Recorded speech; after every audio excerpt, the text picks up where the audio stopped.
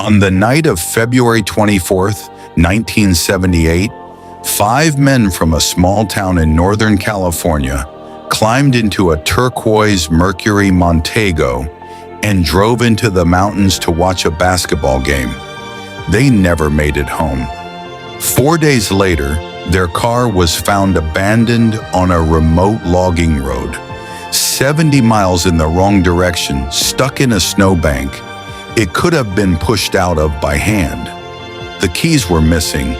The gas tank was a quarter full.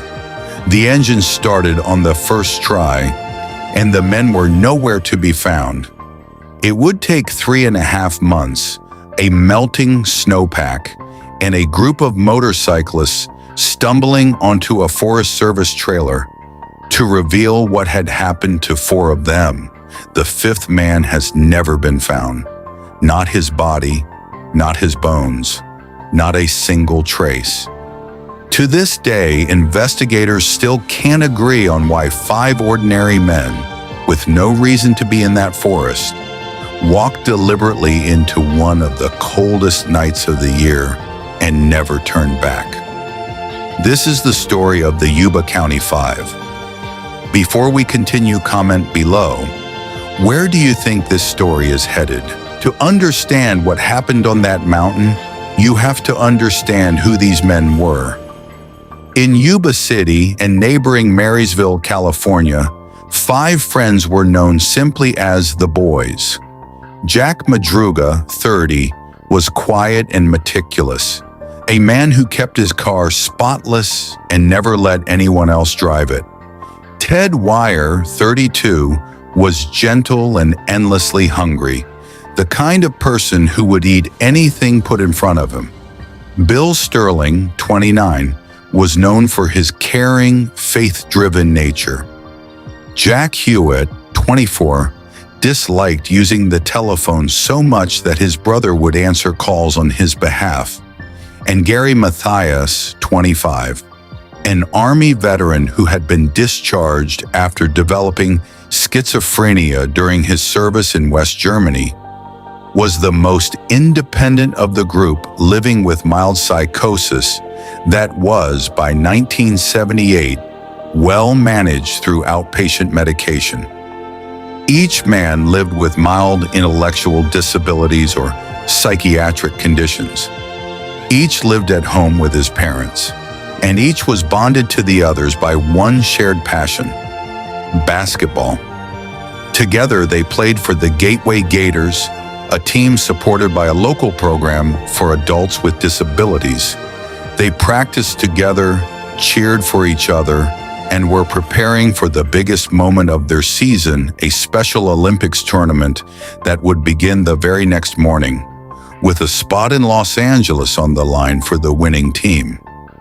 Some of the men had already laid their uniforms out on their beds the night before. On the surface, February 24th looked like any other Friday. But that night, instead of resting up for their tournament, the 5 men decided to drive 50 miles north to Chico State to watch a college basketball game. Nothing about that decision seemed strange at the time. It would only become significant later once nothing that followed made sense. Jack Madruga did the driving, as he always did. He and Mathias were the only 2 in the group with driver's licenses, and Madruga rarely let anyone else touch the wheel of his 1969 Mercury Montego. The men arrived in Chico, watched UC Davis defeat the home team, and afterward walked a short distance to Bears Market to pick up snacks for the ride home. The store clerk remembered them clearly, not because anything was wrong, but because the large group had walked in just before closing, delaying her from locking up for the night. They bought sodas, chocolate milk, and candy. They left the store sometime before 10 p.m. And then nothing. No more sighting that could be confirmed. No credible eyewitness placed them on their expected route home. The 50-mile drive back to Yuba City should have taken under an hour. By morning, none of the 5 men had returned. Their families who had watched them lay out their basketball uniforms just hours earlier called the police. 5 grown men, all responsible, all excited for a tournament the next day. If you were their family, at what point would you have started to panic? Police in Butte and Yuba counties began retracing the route the men should have taken home. They found nothing, no accident, no abandoned vehicle, no witnesses. Then on February 28th, 4 days after the men vanished, a Plumas National Forest Ranger came forward. He told investigators he had seen a turquoise and white Mercury parked along Oroville-Quincy Road back on February 25th, the morning after the men disappeared. At the time, he hadn't thought much of it. Locals often drove up that road on winter weekends for cross-country skiing. But once he saw the missing persons bulletin, he recognized the car immediately. He led deputies to it. The location stopped investigators cold. The car sat 70 miles from Chico, in the exact opposite direction of Yuba City. It was nowhere near any route the men would have taken home. None of their families could explain why the men would have driven there. Madruga reportedly disliked cold weather and had never shown interest in the mountains. Sterling had been taken fishing near that same road once, years earlier, and hated the experience so much he never went back. So why was the car there? What investigators found inside and underneath the Mercury only deepened the mystery. Wrappers and cups from the snacks the men bought in Chico were still scattered inside, along with their basketball game programs and a neatly folded road map. This confirmed the men had been in the car well past their stop at the market. The vehicle was stuck in a snowdrift at roughly 4,400 feet in elevation, right around the winter snow line, and close to where the road was closed for the season. Tire marks showed the men had tried to spin their way out, but police noted the snow wasn't especially deep. 5 healthy young men should have been able to push the car free by hand. The car keys were missing entirely. When police towed the Mercury back to the station and hot-wired it, the engine started immediately. The fuel gauge read a quarter tank, more than enough to turn around and drive back the way they came. Even stranger, the undercarriage. Despite having been driven up a long, rutted mountain road, there wasn't a single dent, scrape, or smear of mud on the car's frame or muffler. Either the driver had taken extraordinary care or knew that road far better than anyone believed Madruga did. The doors were unlocked. A window had been left rolled down. None of it matched what the families knew about these men or about Madruga's well-known protectiveness over his car. At this point, what's your leading theory? They got lost and panicked. Someone else was involved, a wrong turn in the dark that snowballed into tragedy. Something else entirely. Drop your theory in the comments. While search efforts were hampered by a severe storm, one witness account would go on to haunt the case for decades. A Sacramento man named Joseph Schons had driven up that same mountain road on the evening of February 24th to check on his cabin before a family ski trip. Around 150 feet from where the Mercury would later be found, his own car became stuck in the snow. While trying to free it, Schons began experiencing chest pain, the onset of a heart attack. He climbed back into his car to keep warm and waited out. Around 11:30 that night, Schons said, he saw headlights behind him.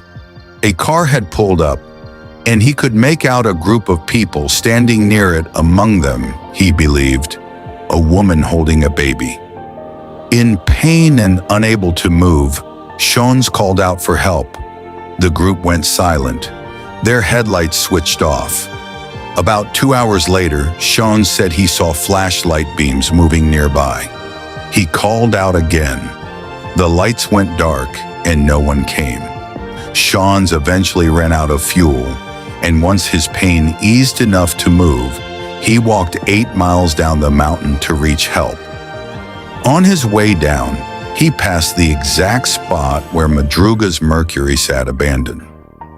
Doctors later confirmed Schons really had suffered a mild heart attack that night. But whether the people and lights he described were the missing men or a hallucination brought on by pain and fear has never been established. No woman or baby was ever connected to the group. Wyer's own mother insisted that ignoring a stranger's cries for help simply wasn't like her son. To this day, no one knows for certain who or what Joseph Schons encountered on that road. Days later, investigators received another report that seemed to place at least some of the men alive and moving in an unexpected direction. A woman working at a small store in Brownsville, roughly 30 miles from where the Mercury was found, came forward after seeing missing person flyers with a cash reward attached. She told deputies that 4 men matching the group's description had stopped at the store the day after they disappeared. Arriving in a red pickup truck, not Madruga's Mercury, she said 2 of the men, whom she identified as Hewitt and Sterling, stood outside using a payphone, while 2 others went inside. The store owner backed up her account, saying the men bought burritos, chocolate milk, and soft drinks. Food investigators noted matched Wyer's well-known habit of eating anything available. But there was a problem investigators couldn't ignore. Hewitt reportedly hated using phones so much that his own brother screened his calls for him, and the pickup truck was never identified, nor was any driver. Police called the woman a credible witness, but her account, if accurate, only deepened the confusion, placing the men miles from their car in a vehicle that didn't belong to them, doing something that didn't match what their families knew about them. A pickup truck, a payphone, a man who hated phones supposedly using one.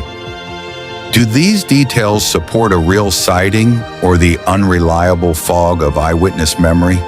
Through March, April, and May of 1978, the case went cold.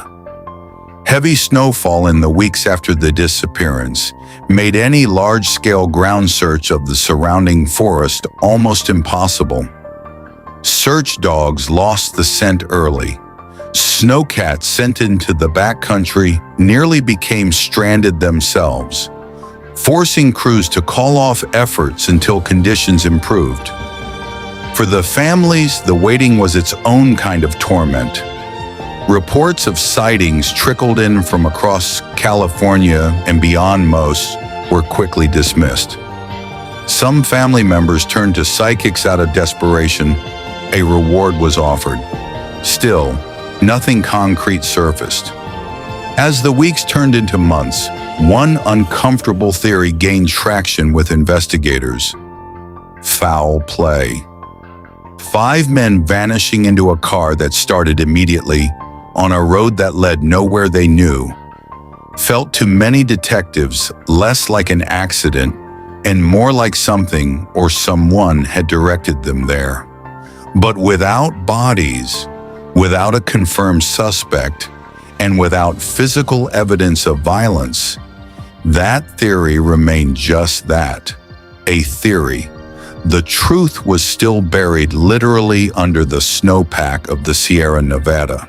On June 4th, 1978, more than 3 months after the men vanished, a group of motorcyclists exploring the trails of Plumas National Forest came across a United States Forest Service trailer nearly 20 miles from where the Mercury had been abandoned.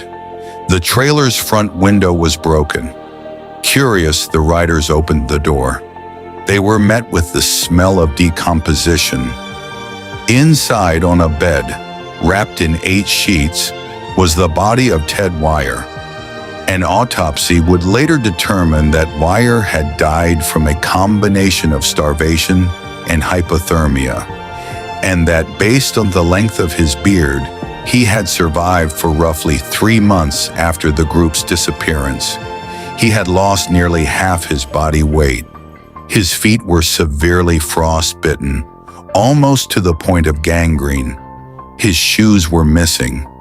What investigators found around his body raised more questions than it answered.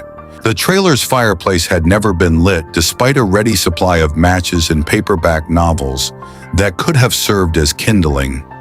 Heavy forestry coats, warm enough to have kept a man alive through winter, sat untouched in storage.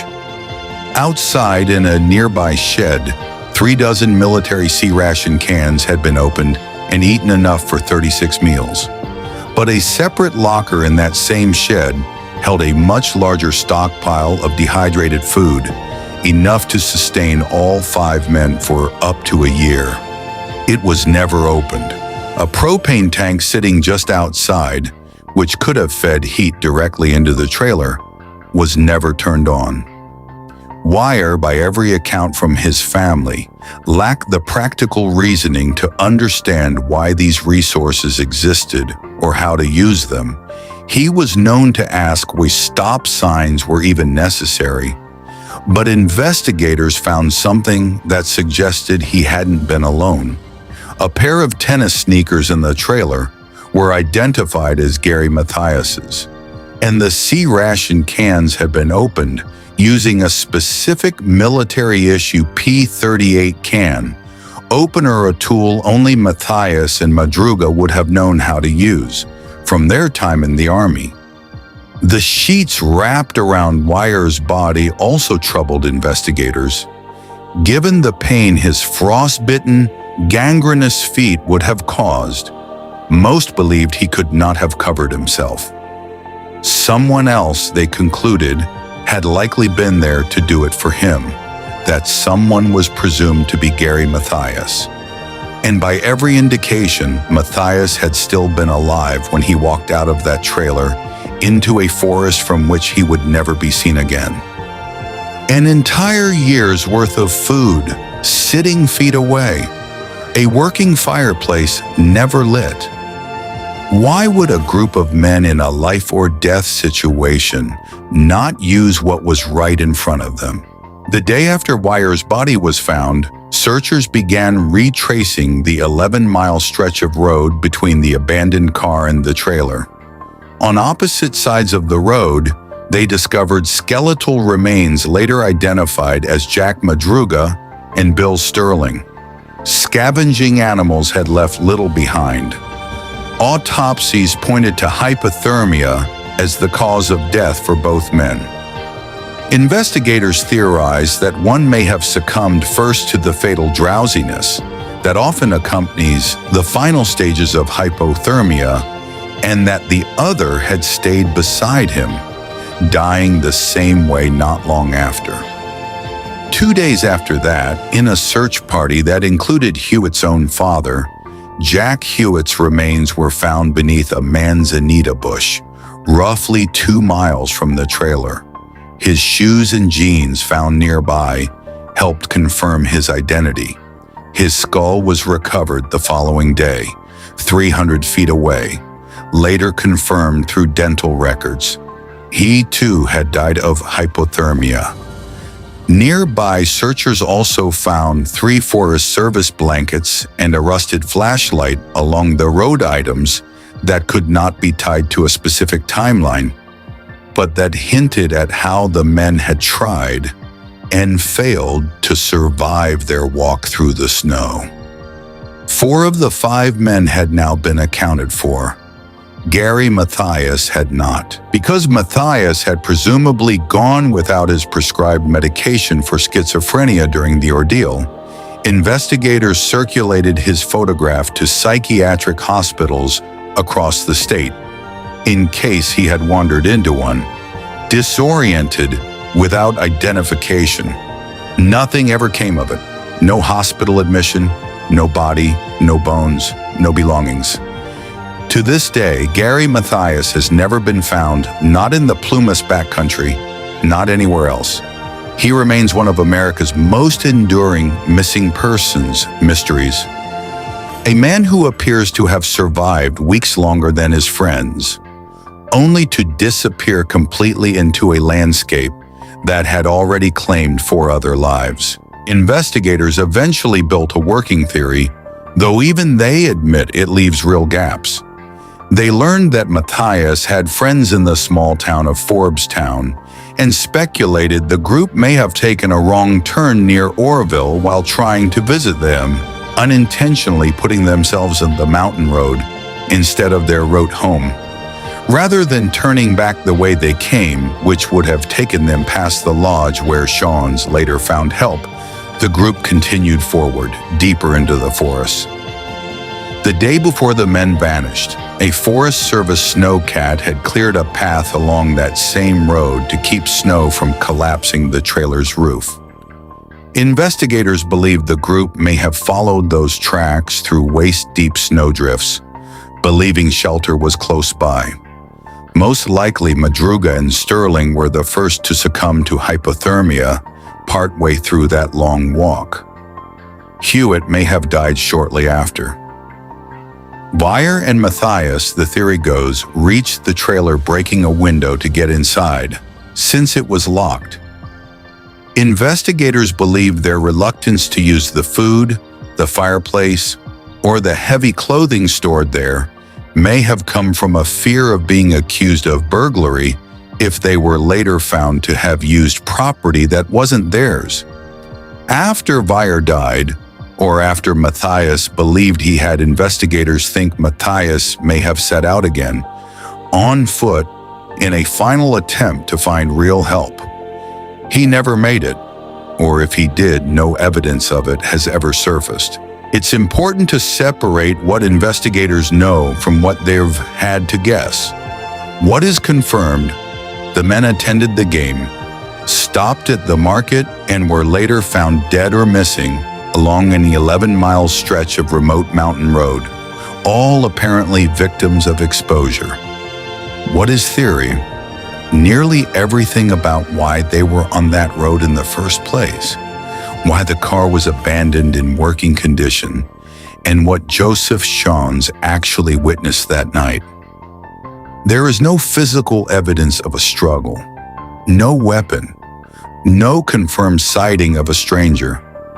Some researchers, including author Tony Wright, who spent 4 years investigating the case, have said flatly that concrete evidence simply doesn't exist. What remains is largely circumstantial, built from town rumor and decades of retelling. Others aren't convinced the men simply got lost. To them, the idea that 5 capable adults, several of them athletes, all of them familiar with cold Northern California nights, would wander 70 miles off course and never attempt to walk back to the main road doesn't add up.